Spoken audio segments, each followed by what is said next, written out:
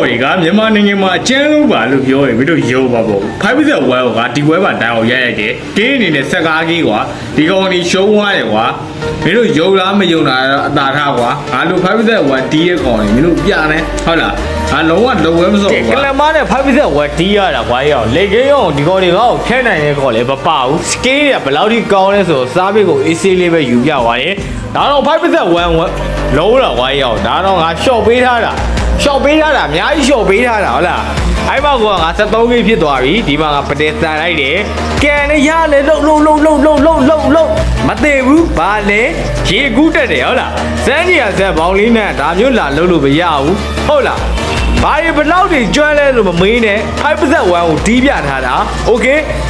ကင်းအနေနဲ့16ဂိမ်းတောင်ပြည့်သွားပြီဆိုမထူးတယ်ငါနိုင်သွားပြီကွာဟုတ်လားအဲကြောင့်ဟိုဘက်ကကန်နဘီယာမပြေးတော့ဘူးတက်ခံလိုက်တယ်အရှုံးပေးသွားတယ်5%မှာငါဆရာကြီးပါလို့ငါပြောတယ်မဟုတ်လား